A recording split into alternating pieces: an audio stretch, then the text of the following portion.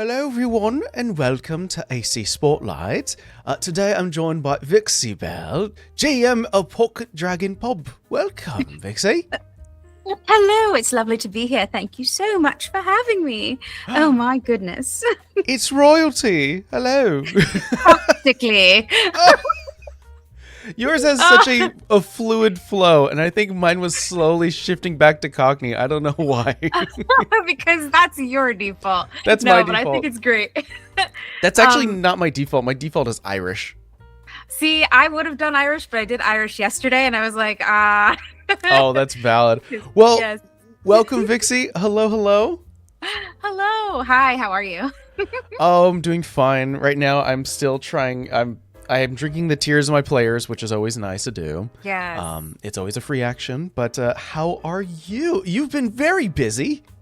Yes, that's how I live my life. Very, very busy. Oh man, I'm right there with you. This breaks mean you build more things, you know? Yes, exactly. Well, I before I actually jump into a bit of my questions here, we mentioned again, you're very busy. Do you mind telling people what you currently have on your plate right now? What current projects you're working on? Well, I think it's funny that we were talking about this earlier about how you had to take a break and you ended up creating something on your break. I also had to take a break.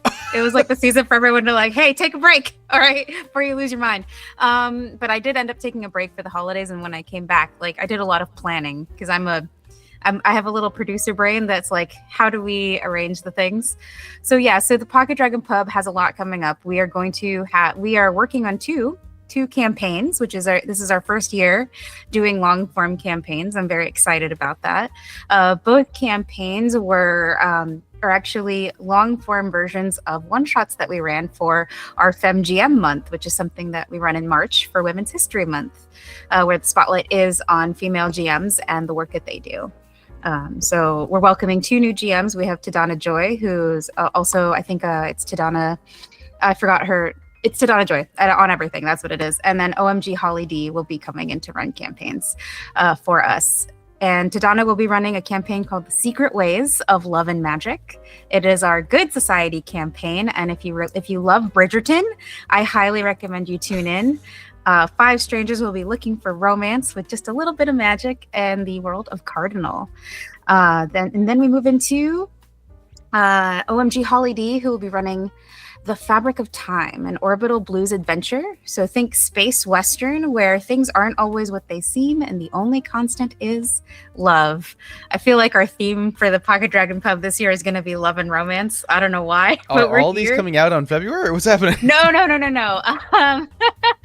Good Society actually will be. We'll premiere The Secret Ways of Love and Magic on Valentine's weekend. So if you want a romantic ttrpg, you're welcome to watch it then.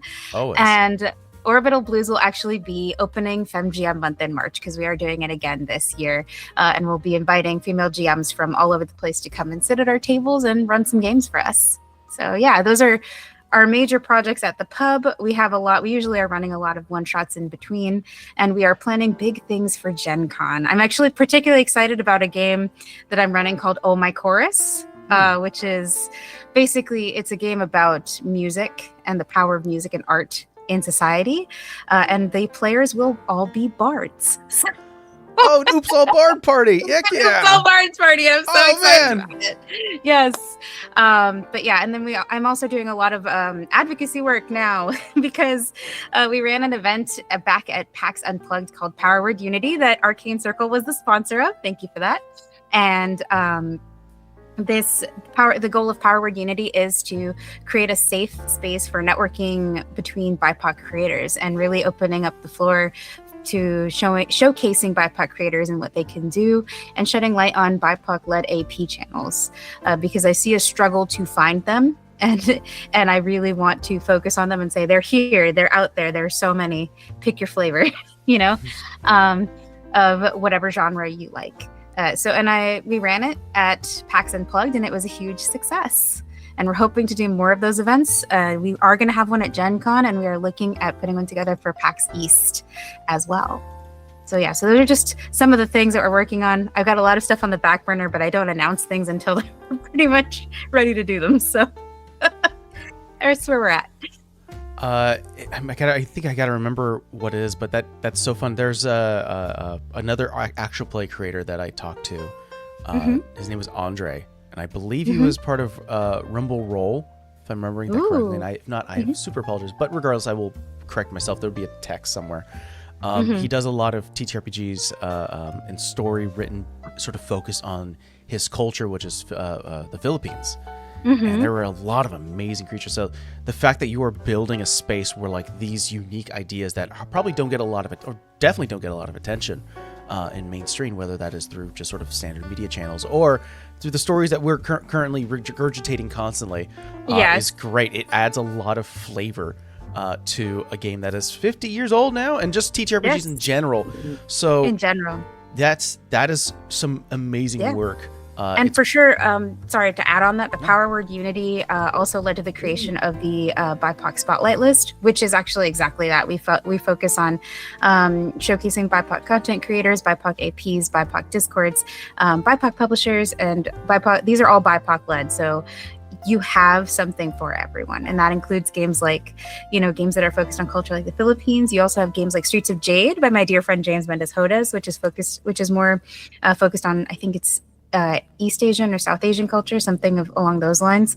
Please forgive me, James, I don't remember exactly.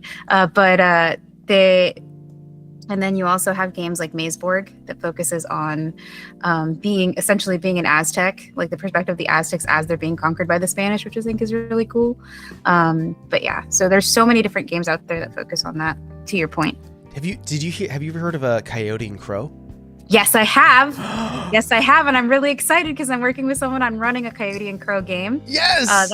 But that one is actually, I'm hoping to turn that into a charity game to focus on the disappearances of Indigenous women, because that is a cause that I think is worth representing. So, yeah. I turned Amber, sort of anyone, again, people can jump into these videos randomly. They may not know the history. Our COO, Amber, is Indigenous. And so I told her about Coyote and Crow, and she was like, finally. So I was like, you got to look at it. But she's also been very busy, so I'm not sure if we had the chance. Yes. I actually had the pleasure of playing, and I was at a table with a bunch of other Latin folks, and we all decided to play Indigenous people, and we were looking up our tribes and like what our names were, and it was a really interesting kind of exercise in reconnecting with our Indigenous history, because some of us have it within our family tree, but are so distanced from it that we don't necessarily identify with it.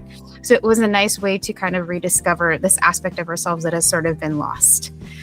So I really love that game. It's a great game. Oh man. Well, you are certainly busy, and I think there are some more things that I think we've talked about too that you have not mentioned, but still, you've got a lot of fingers and pies. But beyond that, for when it comes to your actual play content that you create through Pocket Dragon Pub alongside other GMs, there's sort of this overarching idea of, do you mind telling us, because there's a lot of things happening that's sort of just, we're touching the surface right now just for Pocket Dragon. Do you mind telling us more about the channel? What is currently being ran right now? Okay, sure. Yeah, of course. Right now we are focused on Good Society and Orbital Blues, so we are putting those games together. We actually did do a New Year's run of a game called Flabbergasted. That was really fun. It was meant to be a comedy. We had a bunch of friends on there. It was a 2-episode run. It was a holiday special that took me a little too long to edit, so it became a New Year's special instead. But it's there. That was how we opened the new year. And I just finished on our YouTube channel posting our Roll for Wishes, because every fall we participate in the Roll for Wishes charity event where content creators get together to raise money for the Make-A-Wish Foundation.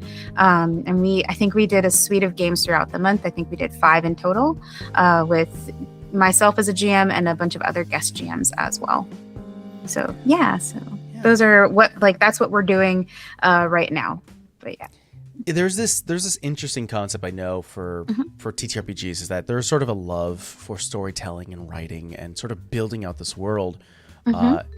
And I feel like that's always separate for what you expect or what you see from actual play channels, because then there's like this sort of desire to create something digitally and showcase it on the internet.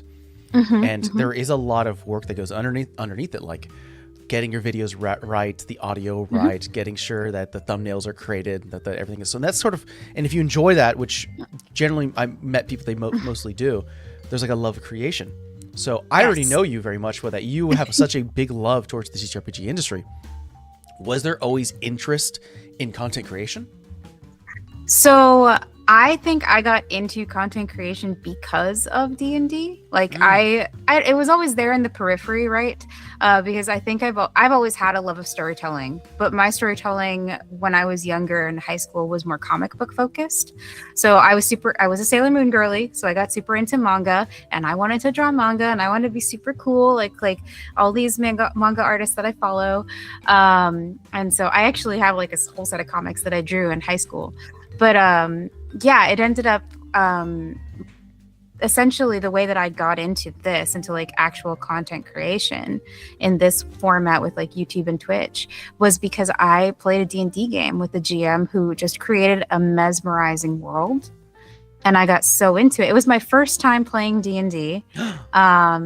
Because so fun fact, I actually didn't get into TTRPGs till much later in life, mostly because I think I was on the, like, it wasn't Satanic Panic, but it was more like nobody played it, like the nerdy kids played it, so you didn't do that because social status or whatever. And then when I finally did get into a game, I may or may not have outsmarted the DM, and he had a bone to pick with me about it and killed my character off. So that was cool. Okay. I had terrible impressions of TTRPGs.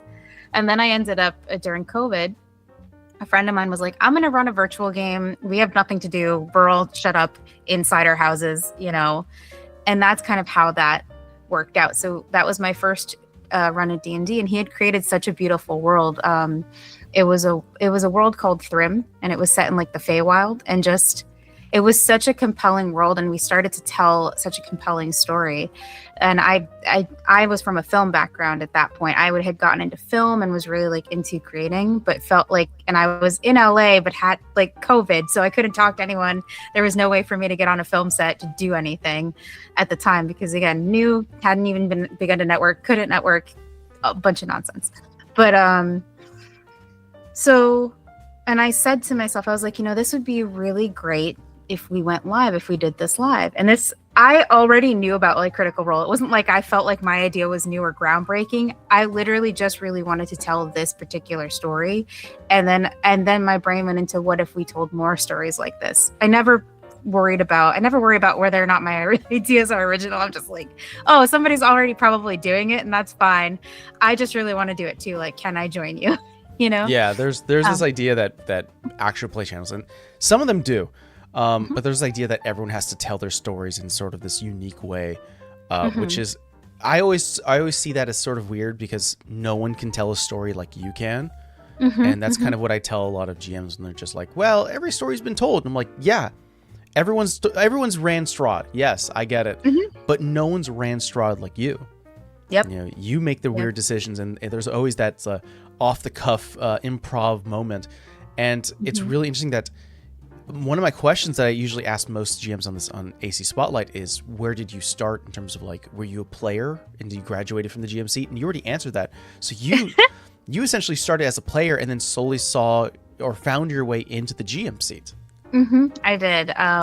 I was so scared to game master as well. I thought I was going to mess it up royally. But I didn't. I did okay. I think I overthought it for sure because I have anxiety and love to overthink things. So, but yeah, because I think the first game I ran was a modified D&D module.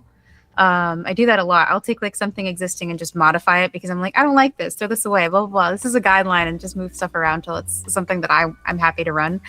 But I think it was definitely from, oh my god, Matt Mercer's setting. The name escapes me. Exandria. Yeah, it was set in Exandria, and it was one of the modules from there where you have to. I think I took the module where they're imprisoned. I think you get stuck in it's basically a prison break. I did like a basic prison break and added a few different elements and definitely overthought it. It took longer than I thought it was going to, but they all had a great time, and it worked out. And then from there, I just kept going because I found that I really enjoyed it, and I was like, how do I do this? Which led to my first time on an AP, which was as a game master for, I feel like you guys are going to see a pattern here, an Oops All Paladin campaign. No, that's incredible. Yeah, I mean, us GMs, and this is also sort of like to new GMs too, is that we take our inspiration and from a lot of places. I mean, my very first GM essentially built an entire town that was Gotham, and every villain we faced he built in a way where like you wouldn't have known, like Clayface was an Oblex. It's like, we don't know that, but that was sort of the idea. Yeah. And so, we take inspiration from a lot of places. There's movies, books, comic books. There's plays. There's, TV shows and all these things. And for your case, it's like you took it from already already pre-established story and was able to add more flavor to it. So that's incredible. There's a lot of stuff that goes on behind the scenes when it comes to like actual plays, beyond just like crafting a story. If we really wanted to make lives easier for all of us, especially us actual play GMs, we could just be like, no cameras. We're just gonna tell a story to our friends. We could have just done that, but we decided not to. Yeah. What do you think is the hardest thing for you personally? What do you think the hardest thing is about running an actual play? I think the hardest thing about running an actual play isn't actually running the game, believe it or not.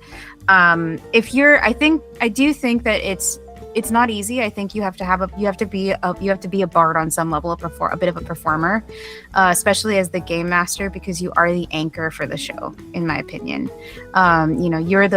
Typically the GM is the MC, so they welcome and say goodnight to the audience at the end and all of that stuff like that. And that in and of itself is its own skill set.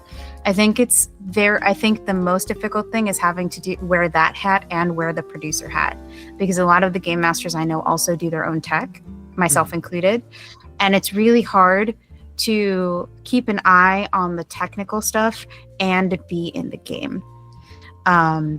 And I think that's probably the hardest thing to do. We're having to wear both those hats at the same time. Correct me if I'm wrong, when you do your live stream, especially when you're GMing, do you keep an eye on chat as well?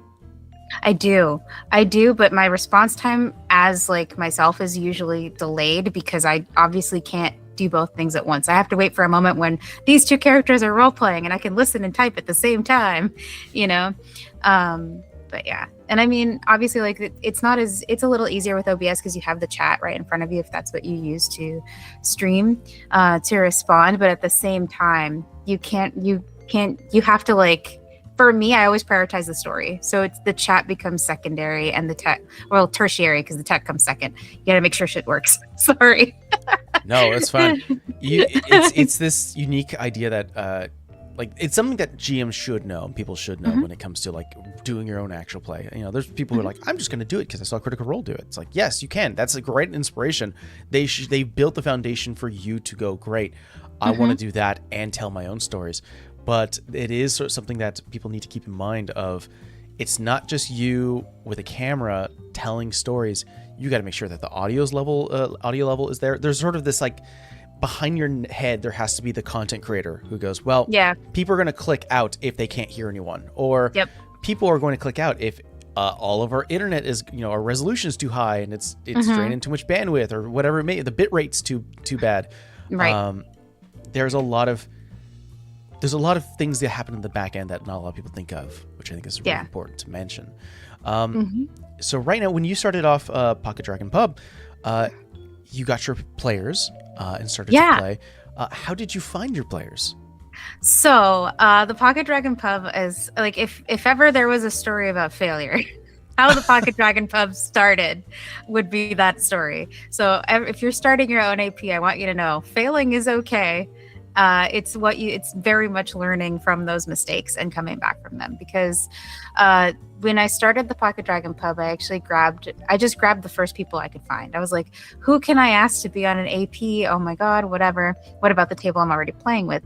And I took that table and called a friend of mine who also played D&D and was a game master. And we started with Dungeons and Dragons, modified Strahd module of all things. I really feel like me playing Strahd is a curse in and of itself, because every Strahd game I've been in has just, this was the only Strahd game that was tame. Oh, okay. Yeah, I just don't have good luck in Strahd games.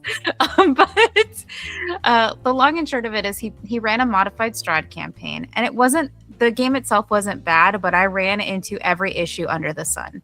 Not everybody's setup was the same. We had one person who had the GM had terrible tech, and then we had a bunch of people that were egos were clashing. I had a bunch of people that wanted the focus to be on them, and then instead of sharing the spotlight, every problem that you can imagine that APs have, I had some version, not necessarily to an extreme, but enough for that I actually was getting such bad anxiety attacks before going on, because I was also in the game, but just trying to address tech. I was physically shaking before we would go on stream because of how much weight was on my shoulders. And I'm a type A personality to begin with, so I'm already putting pressure on myself. They just added 25 pounds more to the weights I was already carrying. And that there came a point where I realized that I couldn't continue to do this sustainably.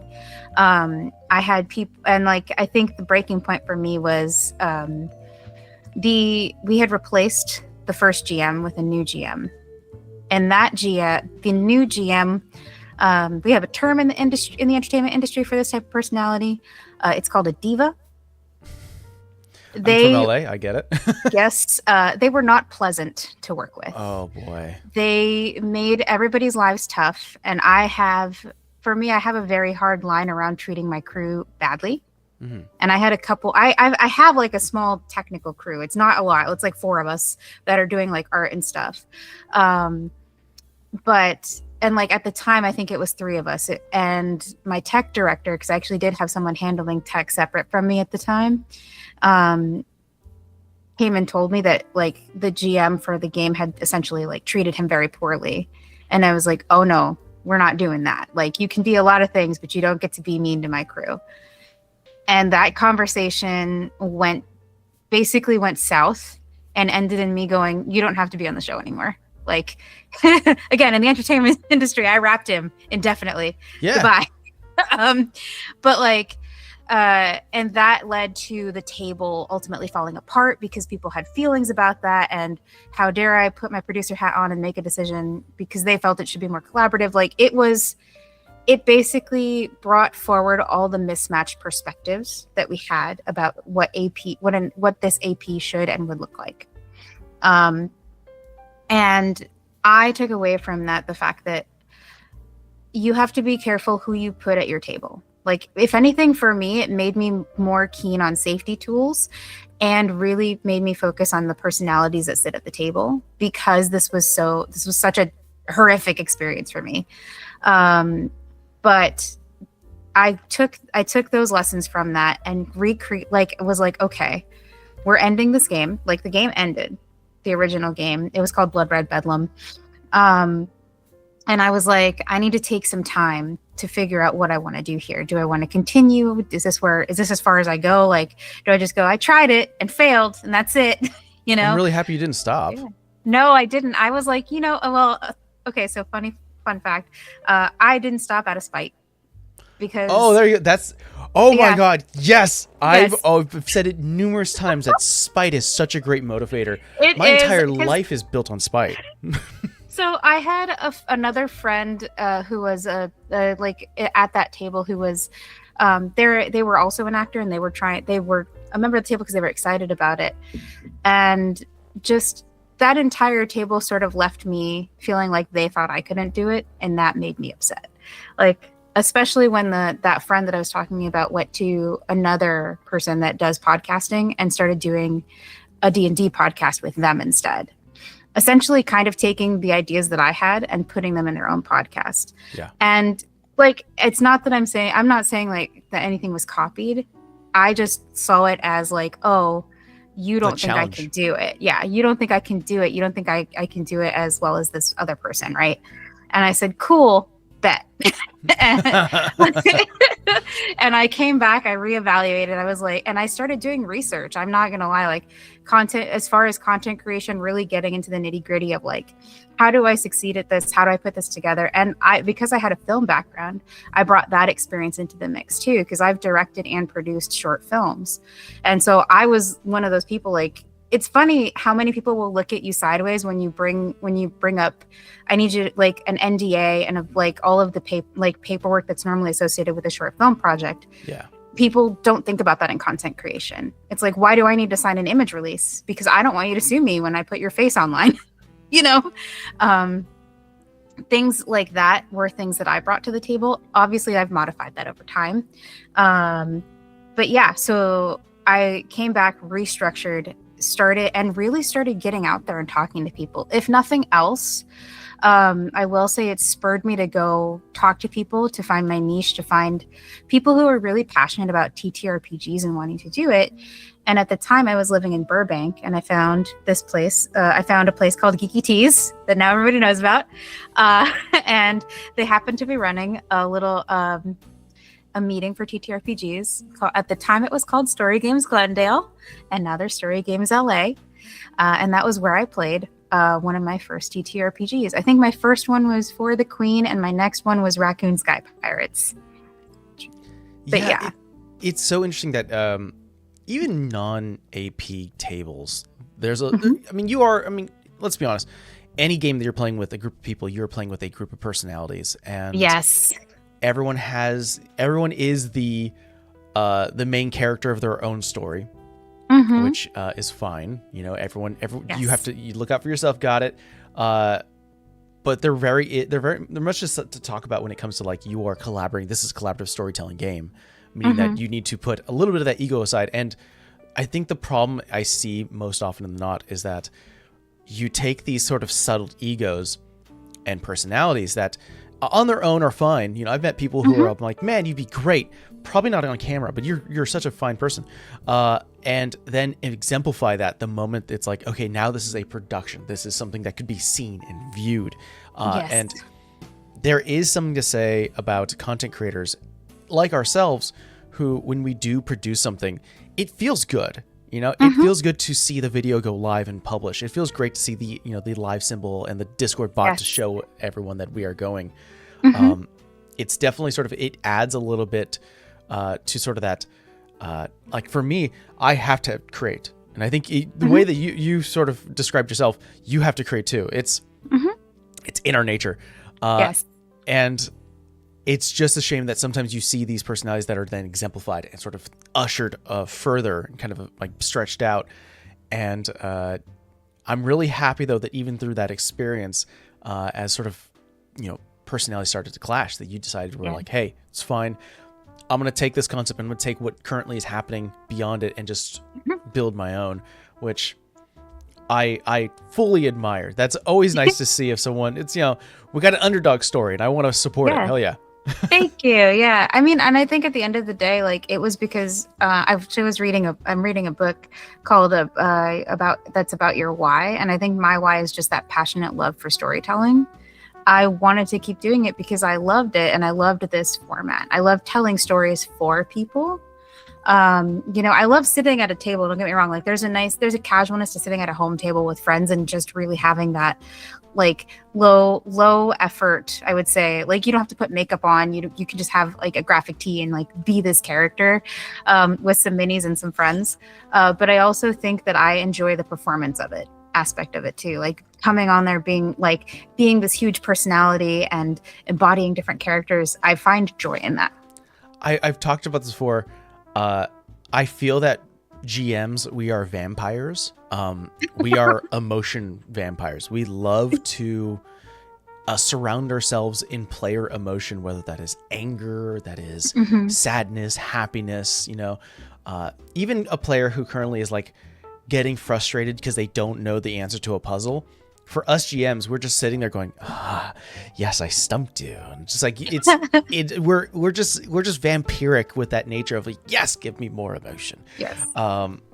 My favorite moments at the table are always when the table collectively does something. Like I was running a game of Candela Obscura, and I dropped a fact. I think I dropped something. I said something that was like a factoid that they didn't realize, and the entire table turned their head to me at the same time and let out a gasp at the same time. And I was like, "Yes, this is it. This is why I do what I do." I don't often do it, but I think just sort of a little bit of history with me and you, Vixie. Mm-hmm. We played together with the Lunar Cafe, which is sort of a one-shot. Yes. Played with Kids on Bikes for the actual play channel that I run for Arcane Focus, and my collective enjoyment that came from that experience was, I don't do it often, but when I do, I like to get really nitty-gritty with like gore descriptions and kind of the sound and smells and sort of movement of creatures that are kind of very scary. And I remember I described something where I saw several people like scrunch their nose like, oh, like that's wrong. And I went, more of that, please. And it's kind of, we're a little undead. We like it. Yeah, just slightly. Slightly. But speaking of which, you were talking about sort of your own storytelling techniques and sort of what you enjoy doing. What type of prepper do you think you are? Are you kind of like a bullet point prepper? Are you a novelist where you write a lot of what needs to happen during a session? Or are you kind of a mix between? I would say I'm a mix between, because when I was first GMing, I actually remember going to the Exandria, like finding that Exandria module that I was talking about and copying the format of how it was written when I was writing my own adventure for the first time. And I definitely, again, I'm pretty sure I overthought it and added too much. As I've progressed as a GM, I've actually learned that less is more. So typically what I do is the Doctor Who method of, there are fixed points in time. So like there are certain events that need to happen for the adventure to move forward. But I have learned to just not care how we get there. Yeah. When I ran Pirates of Dark Water for Happy Jack's RPG, that's essentially what I did. The cipher system is a great one if you want to do if you want to worry less about planning everything out. Mostly because the players are the ones filling in the gaps. So I think I've learned that as a game master. So I'm somewhere in between where I have this sort of, I'll have like an intro written because I do like a good intro. Like here's the wide shot of where we're zooming into, right? And I usually will have an outro of some kind written for the end of the adventure if it's a one shot. Or some kind of I like things feeling closed. So I like to write outros even for episodics. But yeah, so that's kind of how I am, I think. That's cool. I've never done an outro before. Obviously, it's I always like doing like half recaps, especially during combat. Like, okay, now you recognize this happened, but outros for a full session is unique, and I think that's also sort of talking about like storytelling decisions that not a lot of other GMs do. I met this, and I apologize to the GM if they are listening, because I've talked to so many people in the last few days. They had this built out where they had a Hero Forge. Boy, I can't think of it. It's a VTT that is 3D and you can buy on Steam. Kind of Alchemist. Tailspire. Tailspire. Yes, I know Tailspire. So they have someone who jumps into Tailspire, and it's not the GM. The GM's in Tailspire, but they're not the ones. That's not the screen being captured and being showcased. It is someone else's screen, and they have all the characters like in a circle, like that 70s show situation. And whenever someone's talking or there's an NPC that they created a token for, they just turn the camera over to that. So it almost feels like you're watching a cutscene in a video game or you're watching an anime or a movie. And I was like, that's so cool. So adding an outro to an already produced content, I think is really, really fun. That's something that not a lot of people do.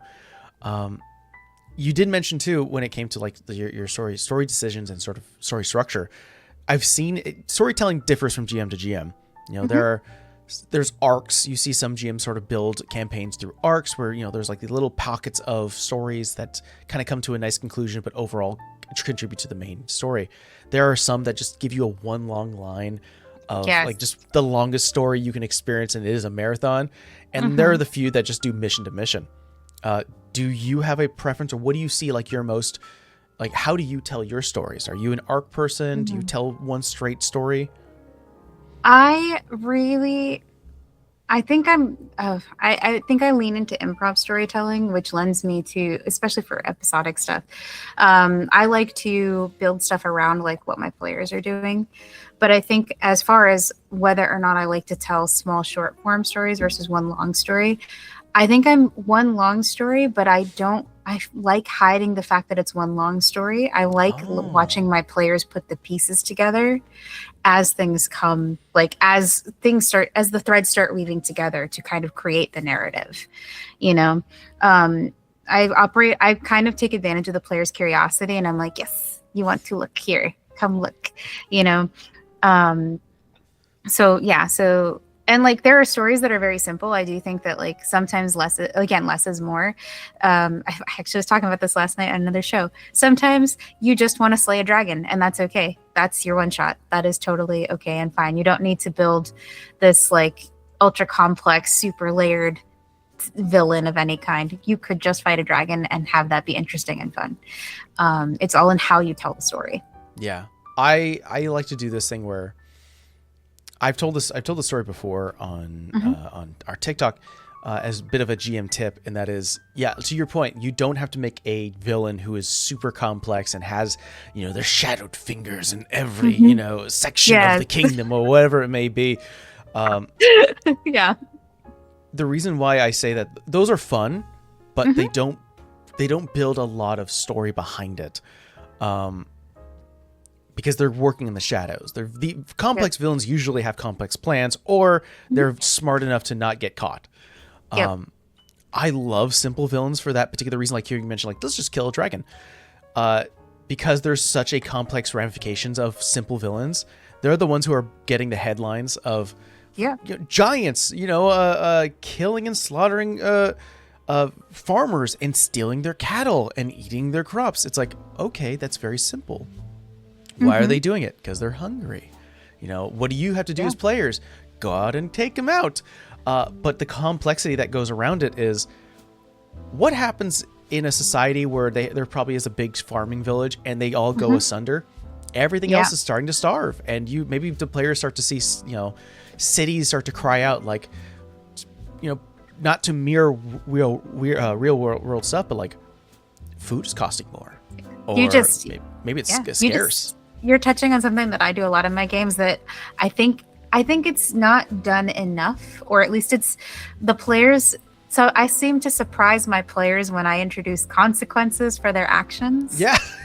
Like, and I remember, like, I'll do this for players, and they'll just have that little shocked Pikachu face, and I was like, what did you expect was going to happen here? You know, I think specifically I'm recalling a moment where when I had a player who was given information by an NPC and told by the NPC to let the other members of the party know this information, because they were doing a trial that was set by the NPC, and like I was basically kind of pulling I need you to do this so they can get out of this, because they're clearly not adding 2 and 2 together here.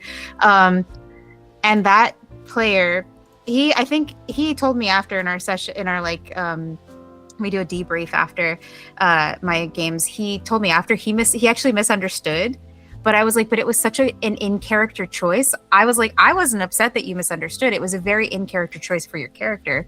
But as long and short, the character chose not to divulge that information, and then made the NPC mad at him.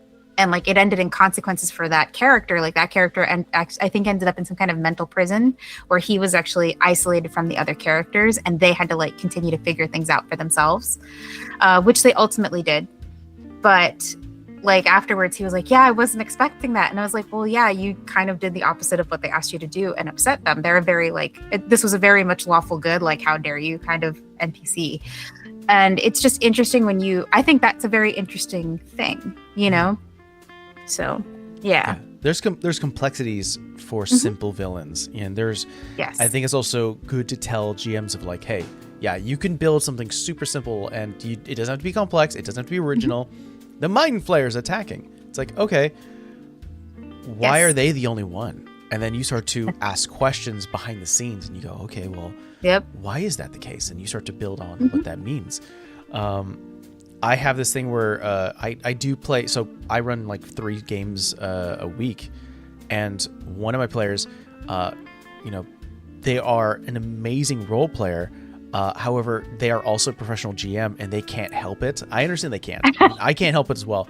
That sometimes there is metagaming that occurs, which I wholeheartly say that's not a bad thing, because as GM, I recognize that metagaming is a thing, and I generally just edit my character sheets anyways. Like I customize a goblin. They're a little more hardy, you know, or maybe they know a cantrip or whatever it may be.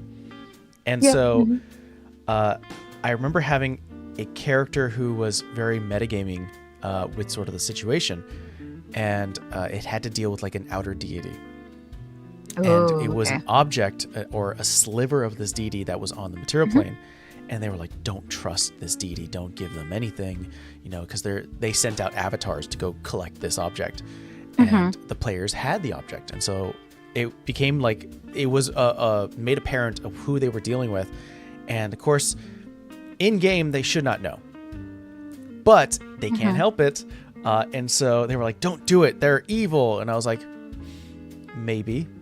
You don't know that. And there was a lot of back and forth discussion until eventually the metagamer decided to there was some decision of like not giving it back and giving it back, and an action was taken, and it still rocked the party today. There are still people in the party who are like, I don't fully trust you because you made this decision, but both of them are technically in the right. There was really no clear happy decision. Again, that's what I love. I love just seeing that. I think we all kind of enjoy that. You mentioned this before, and I don't want to stray too far off the path, but you mentioned that one thing that was really important to you after kind of like that debacle that occurred, and then you started to rebuild Pocket Dragon, or at least your AP, is integrating safety tools. Yes. Which I think is really important. It's important to have these rules. We as GMs, I think we kind of bend the rules a lot, especially when it comes to actual play, because it's not just about running the story as told or the system as written. It's entertainment for both our players and the audience. I think that's something that is often forgotten about APs, and I try to keep a very center pointed view on this, just on the subject of APs in general, because there are people out there that are going to tell you, because I recently saw a video out there that basically informed you that your AP sucks and that a bunch of people sitting at a table doing bad British accents is not entertaining. And while that isn't necessarily untrue, I think the manner in which it was approached is not the best. But obviously it's content, so it was probably done that way on purpose to get views.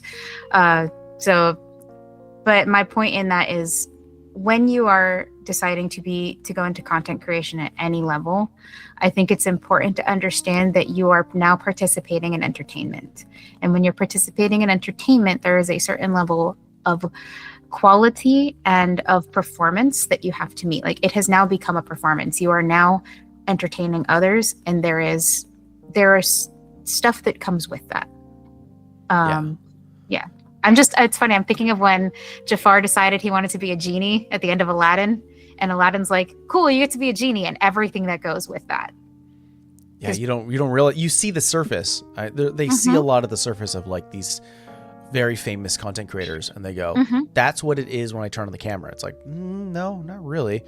There's a lot more to it. And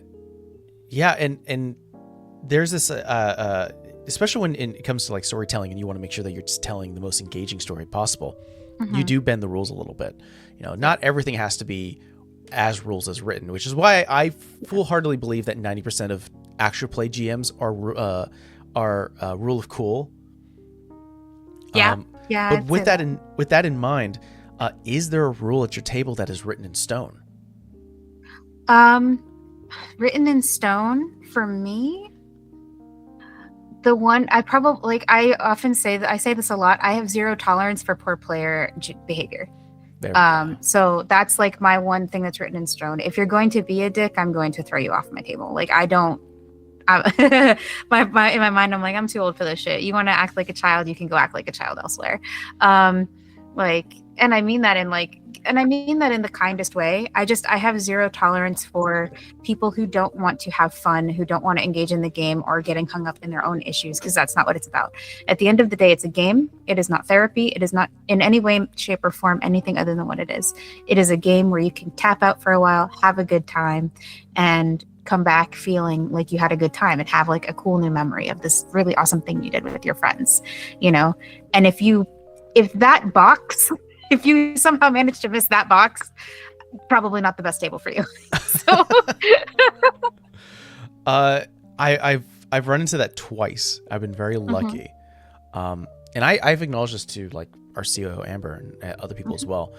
I know that I'm currently in a very advantageous position of being a guy on the internet, and there's something to be said about that rule that you've labeled of like, please don't be a dick. Yeah. Keep things respectful, which is probably, and I know not probably, but I know is harder for female players and GMs because of just the way the world and the internet is, which is obviously obnoxious and just abhorrent. But I think that is definitely a rule to live by. Is just sort of keep things copacetic, make sure that there's respect throughout. Because we want to encourage, I think that's the biggest thing. And I think, honestly, this is probably your biggest mission, is to make sure that these people, people who don't have their voices as amplified as normal, or at least like, standard popularized society, is like, these should be amplified and it should be safer. So it should be safer, safer space. Because I've actually been in situations where they aren't necessarily like the horror stories that you see on like Crispy's Tavern or anything like that. But I've been in some situations that were questionable. I've played at a table where I was misidentified. I was labeled, like the GM was like, oh, well, I'm going to, would make a bunch of not only poor off taste jokes about Latina people but then also went as far as to call me Mexican. And I'm not Mexican. My family's from Colombia. It's different.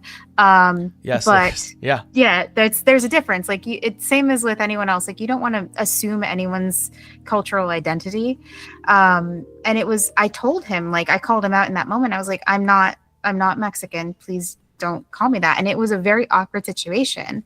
I also have worked with a GM who didn't understand that saying racial slurs, like there was a racial slur that he let slip, and I called him out on that too. I was like, that's a slur. Please don't use that term again. And he then proceeded to he said he didn't know, and then proceeded to say the word several more times. Did that thing. I've found myself in these situations, and I'm just like, I don't want to tolerate this behavior. I don't want to sit at a table with this behavior. And I think we get hung up in this idea that if we leave this particular table, what do we do? What lies beyond that? Because we hear this slogan a lot. No D&D is better than bad D&D. But at the same time, if this is the only table you can find because everything is full, like every other table is full, people don't want to invite you to their table, whatever the reason may be, you feel kind of like you're trapped there, And I really wish that there was a way to give people more opportunities to sit at better, healthier tables, so that they can have a more positive ttrpg experience than like these horror stories would portray, Well, what you guys can do, audience, is you can always check out Pocket Dragon Pub, as all the stories there are. The rule is respect between the players and GMs, and everything is told to entertain you all without stepping over some toes, which is great. Well, let's see what else I have for you. I have two questions. These are kind of more lighthearted as opposed to the ones we've been telling. Yes. This is also very important when it comes to like actual play content and sort of building that. There is sort of this level of respect that has to happen between players, not just obviously just storytelling and decisions, but also time. Time is very important. Yes. Is there a perfect length for a session that you prefer? Ooh. That's hard to say, because I do think it's dependent on the game, but I also think that a 4 or 5 hour session is 4 or 5 hour, 6 hour session is a lot. That's a marathon for one group. Yeah. I mean, I think I'm specifically thinking of Brennan's Exandria game that he ran. Like the last episode was 6 hours long. I couldn't watch 6 hours. I had to cut it in half. I was like, I'm going to watch the first 3 hours now and the first 3 hours tomorrow when it's rerun. or the second 3 hours tomorrow when it's rerun. But like, I think for me, the sweet spot tends to be between 3 and 3.5 hours. These days, I think 3.5 is a bit long, you know. But I do think you can tell a good story within 3 hours. I opt to the Thespian in me goes, the play format is 3 hours. Act 1 is the first hour and a half, and Act 2 is the second hour and a half, and you have a 15-minute intermission in between. So, but yeah, and you can, if you can tell like a physical play in that amount of time, you can also run a ttrpg in that amount of time. That's very valid. Mm-hmm. This last question is completely out of left field. It has, oh boy, it's not as heartful as the other ones, but it's very fun. What is your GM snack of choice? Oh my god. Okay, so on APs, I tend not to snack. I tend to drink water. 100%. Yeah. Drinks are fine, Mm-hmm. but I don't want to hear you chewing in the mic. Yeah, some people have misophonia, so like if hearing you chew is very disturbing for them. But I think if I was sitting at a home table and I had snacks, it would be gummy bears. I love gummy bears. So I love sugar citrus. Heck yeah. Yes. That is my jam. Mm-hmm. Thank you so much, Vixie Belle, for joining me today and for sharing your adventures with the internet and all of us to enjoy. If you don't mind, could you please tell people once again where they can find Pocket Dragon Pub? Yes, you can find Pocket Dragon Pub at Pocket Dragon Pub on most platforms. I think there's a few places where we're the Pocket Dragon Pub, but everywhere else at Pocket Dragon Pub. And you can also find me at Vixie Belle or at Vixie Belle Cosplay. So everywhere on the internet. Perfect. Well, till then, we'll see you guys next time. Bye. Bye.